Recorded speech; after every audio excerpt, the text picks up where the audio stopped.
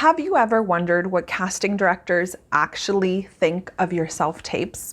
Well, today we're doing something we almost never ever get to do. We're getting casting director feedback live in person. I'm going to meet today with Aura Casting. They are a California-based casting office, but really they cast just all over the US. And if you're interested in either hiring them to cast your next project or you're an actor and want to get on their radar, I have linked their info in the pinned comment.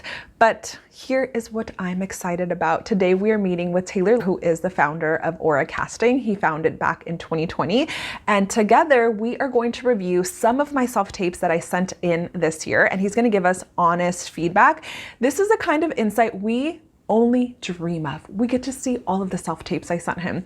And you know I will be sharing this with my reps so that we can figure out how to book more. Hi everybody, so happy to be here with Belgica today. I'm Taylor, the founder of Aura Casting. This year I completed 14 audition requests from Aura Casting. They were all San Francisco Bay Area based jobs because I got them all from my agency in San Francisco, and they were sent to me through casting networks. 10 of these were commercials. One of them was an event host. One was a print job. One was a feature film, and one was an industrial. And almost all of these were self-tape audition requests, which means I had to tape an audition here in my office. And then 3 of them, they just asked for current digitals, like photos of what I look like today, with also a link to past work or a reel. So this first one, oh my God, I'm actually wearing the same shirt for this audition. And I thought like, wow, I had such a good audition, I'm gonna book it. And then of course I didn't. But here's the audition and it's really long, so we'll just watch a little clip. Hi, I'm Jessica. I'm the founder of JKL Studio. My business is growing, like a lot. And that's great, but my business is still, well, just me. A little. Yeah. Because in the description, there were so many directions. Totally. I'm in charge of everything. I just want to preface by saying, Belgica, I love your auditions because you give 110%. Thank you. Like, so committed to the craft. Filmmaker. I mean, you can tell the work and the energy went into this. I think it's great. I think for this specifically... Did you want to see the final one or you remember? But it doesn't even matter because frankly it's about, you know, the audition and what they asked for, which you got right. But I think if I were to do it again, I would add a little bit deeper into the character and kind of showing that she's like this manic solopreneur while talking, do the things. Do you know what I mean? Like it doesn't have it, like it's very clean cut. You're right. Which is nice and presentational, but I think they're going for more of like a character who's like, hi, I'm Jessica. Oh my God, did I have it? Oh, and then, yeah, 1 second. And then I got, you know what I mean? It's just sort of like all over the place. Yeah. Sometimes I wonder, like, am I doing the acting justice? Sure. And should I just throw away all of the props and all of the production? Because for this, I was really just having so much fun making it. But sometimes I'm like, girl, just sit down at a blank desk, be frantic, you know? So sometimes I don't know if all these props are helping or I will say a general note about auditioning virtually is that's the one really challenging thing to know. Because back in the day, you'd go into an audition studio, everything would be set up. I think this always goes back to my point, as long as your performance can shine through the most and nothing is distracting you. Because you're right, I mean, you could have done this thing again where these props suddenly become a distraction to you. And we don't care about the book and the pen. But if you can use them to help your performance, right, it's like a hinder or a help. Yeah. And sometimes it's tricky to know exactly, you know, which one it is. Yeah, for this specific audition that we just watched, it was in January of this year. And I can tell you that in like October maybe of this year, I had another audition where it had a lot of opportunities for doing things and props, and I had them. And at the end I was like, you know what? Next one, no props at all. Yeah. And so I sent in that. I sent in the prop heavy, very improvised, and then I sent in the exactly what you told me to do. So I mean, I didn't book that one either, but it takes a while to like figure out which one it is. But okay, let's watch another one. By the way, why don't we usually hear back from casting offices? Well, honestly, it's pretty logical if you think about it. They are getting thousands and thousands of auditions, so they're just busy reviewing those auditions, and it's not part of their job. They don't get paid to give us feedback. We don't have much time to get back to people. And I'm actually having just a little plug for a casting etiquette workshop on December 6th. on Zoom. So if you sign up on the OR database, we'll send out a free link, so free hour-long workshop. You can ask us anything. I was going to say, that is the place to ask us anything. Yeah, probably Q&A section, right? Designated times like that are helpful. You can always send an email to our, company info@oracasting.com address, but the likelihood of us getting back to you is very slim. Because like I was telling you, for each project, if we have 500, 1,000 auditions to go through, can you imagine actually responding? I mean, it's enough work to spend however much time we do on their tapes, but then to ask addendum questions is like, bro, I don't even, it's just not. Because you guys don't get paid for it. Like, it would be different if... It's not the client side, right? If the client's asking, of course, that's who's hiring us, right? Yeah. We get paid by the production company. We don't take a commission. We get a flat rate for our work.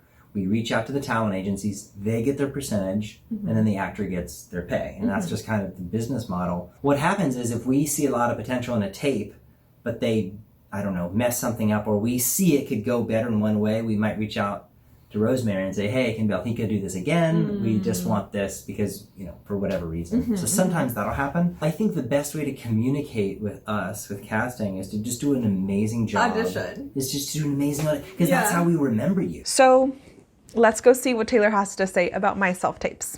There's one that I definitely want you to watch and let me know what happened, because this was when you guys used to, or at that specific self-tape request, you guys asked for a link, an unlisted YouTube link. Okay. And sometimes I like to go back and see how many views my audition got, because the more views, it's like, oh, I might get a callback. Like if I get more than 6 views, in my mind, it means it's being tossed around. Like, hey, look at this, you look at this, you look at this. And I had 11 views and I didn't hear back. So I'm wondering, and let me preface this, that I have worked with Covered California 3 times already. So I was like, maybe they just don't want to like have a Covered California girl, maybe they don't want to hire me again. But I've seen that in the past, where they love the actor, they worked with them a lot, but then they want something different. Not because you're bad or you did anything wrong, but they're just trying to go for variety. But let's watch this Covered California one. And this one was from April. Okay, cool. Also tip, you don't need to do that unless we ask. Did we ask? What? We might have asked. Oh, the profile. Oh, the profiles, yes. I only do profiles if it's specifically Oh, I'm the sorry. audition. Was it asked? Oh, my bad. Yeah. No, but that's really good. That's really good for I'm like, don't everybody do it, to but know. it says do it. No. Forgive me. But that's definitely important for everybody to know. Follow the directions. Read them at least 3 times, especially for the slate, because I have seen now on an LA casting call that says, if you put your slate after, we will delete your audition. Put it before, like literally. Yeah. And that's the first time I ever saw it. Wow. So listen to the casting directors.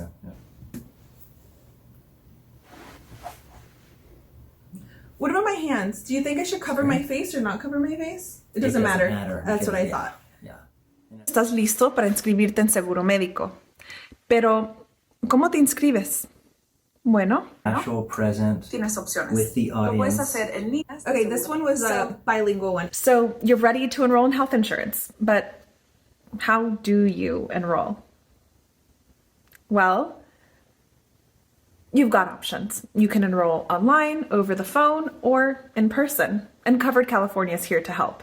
I mean, it's perfect, right? I mean, it's actually flawless. I mean, you're delivering, you're friendly, you're not trying to sell. Because I remember in the directions, maybe I do have a good memory. I remember it's like, don't try to sell the audience, and you weren't selling, which is nice. Some people can be like, Covered California is the best, and they can get all into it. But you're just like on your couch with your tea, having a very candid and real conversation with the audience. So you're right. It was very close between you and the person who got cast. Right. Which I have the final product, so I'm going to show you guys a quick clip right now. Sure. Luego vi que calificaba para Covered California y cuánta ayuda económica recibiría. Si calificas para Medi-Cal en vez de Covered California, ellos te lo harán saber. They basically cast me, but more petite, maybe a couple years older, maybe like 2-3 years older. I was like, that's it. Well, and then that's totally out of your control, right? Because obviously you just do the best you can do. Yeah. And, so much of this has to do with the exact look that they're going for. I mean, that's up to them. Yeah. So, and that brings that brings me to a great point. Can you share just quickly, how does casting work? Because a lot of people think that the casting director chooses who gets cast. Oh no, not at all. You would think, right? Some casting offices send like 2 or 3 options for the final selects, and like, here are the 3 you can choose from. We're not like that. We usually send a selects link of 10 to 20, sometimes 10 to 30. Oh, okay. It all depends. And do right? you communicate this with the client? Like, how many do you want to see? Right, or exactly. Because it's like, okay. we don't want to underwhelm you or overwhelm you. We want to find the sweet spot, right? Because we'll get 500 to 1,000, sometimes 2,000 submissions. For one audition? For one, like, commercial, or for what? For a commercial. In the Bay Area? Yeah. There's a lot of people that come out. Yeah. And Emily, June, and I are just watching every tape, going through all of them, making our selections internally. Yeah. And then we say, okay, here is a list of what we call eligible bookers. Like, they'd all be great. And often you make the cut, right? They'd all be great. Here are folks that you can choose from. Yeah. And, we cross our fingers that they say, great, we'll review and let you know who we want to book. But sometimes they come back and say, we need more options. And that's when we have to go what we call scrape the barrel, where we... Do you, like, contact specific agencies then? Yes, or we're looking what do for you do? more blondes with this height or people with this accent or whatever it is. And yeah, we reach out to agencies directly, basically on email, DMs on social media, like wherever we can find this talent to give the client more options. And so you're right, from there, the client, the producer, not even the producer, the client actually, like the Cover California peeps, not MVP, the Cover California, makes the decision internally who they want. And then they just report back. Sometimes, very rarely, they come to casting and say, who do you recommend? That's where it's really subjective. Yeah. Do you know what I mean? It's like, here are the 10 eligible bookers. They'd all be great, but it's like, what flavor do you want? Yeah. Right? Do you want a little spicy? Do you want a little bit sarcastic? Who else do you also want to cast? Like, are they going to be a good match, or are they going to look exactly the same? I did not book any jobs this year through Aura Casting, but let's see what Taylor has to say about why that was and what I did right and what I could do to improve.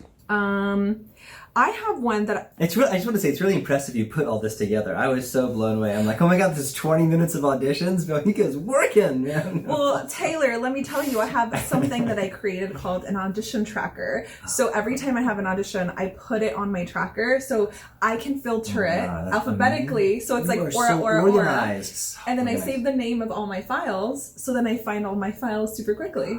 Feedback on like anything you think I can improve or anything that I did well that you liked. You were so available, so present, and so inviting. And I think those kind of attributes are really important for an actor. The costuming, the wardrobing, the lighting, the technical piece is just flawless. I mean, it's perfect. It's honestly a masterclass. We could give it to other people and be like, this is how you do a self-tape from a technical perspective. Okay. Hi, my name is Belgica Rodriguez. Hey, Jackie, what's up? It's out there. Provide superior customer experience. He had never been hugged by a stranger. I'll literally walk to my kitchen, just open cabinets and be like, oh, that's so beautiful. Close it and walk away. It requires a different approach. 1 second, sorry. Good job, buddy.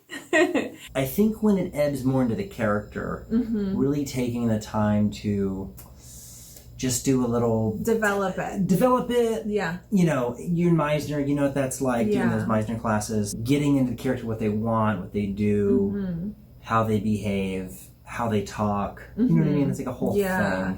It's very hard. So for that... Especially when you don't have much time. Right.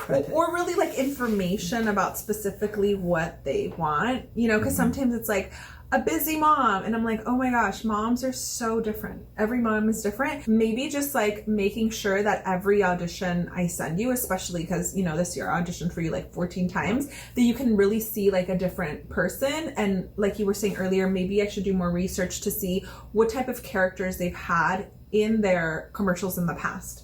Because if it's like silly, quirky people, then I can allow myself to be more silly. If it's like more classy, then think about how can I be like a more classy person. So I definitely see what you mean. Because I have to say, a lot of the time for commercial auditions, I'm like, I know what they mean. And I've spent more time now than I used to. But before I used to like left and right just throw them out. Because I was like, I think this is it, because there's not like a whole story that you can use to help develop your character.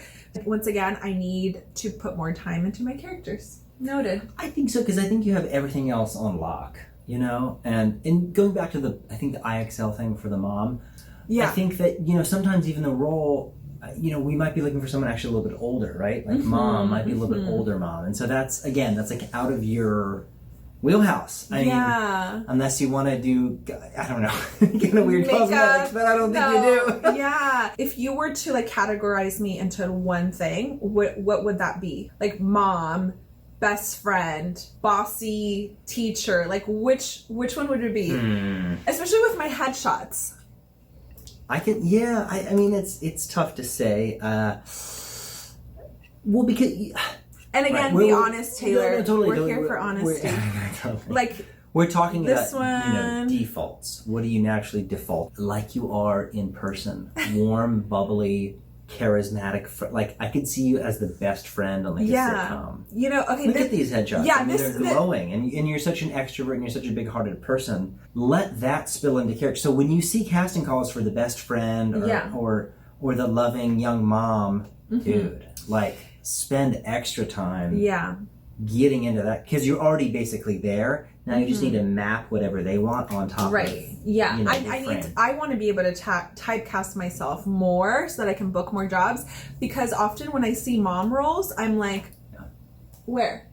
Like, I'm not an actual mom, and my face, I don't know, I feel like I might read 33 because I'm 33, but nowadays you get pregnant at like 33, so moms of like a 10 plus year old, they're usually like in their mid 40s or something. So I'm wondering if I'm even wasting my time right now auditioning for mom roles when I should just get headshots for the best friend role. I honestly and wait. think you're a little young. Yeah. See, that's so valuable. Yeah, that's so valuable. Because you're right, I don't want to waste your time. Yeah, and I don't want to waste your time. Yeah. And I don't want you to pass It's tricky though, but like a mom of like a 2-year-old, Yeah. Do you know what I mean? Like, but if it's like a 10-year, I think they're going to go for early 40s. Yeah, or even like a 15-year-old. Like, I would have. So you can play those later. You can play those later. Yeah, I'm so fine with that. This is so valuable for me because one, I know for a fact I need to get back into an acting class because I have gotten really comfortable at where I am. Over 140 auditions this year of me just, thank you. Of me just being like, okay, I got this. And I think I need to challenge myself more and give you even better auditions, especially in the acting part. Because like you said, the other stuff is so easy, me bam, bam, bam.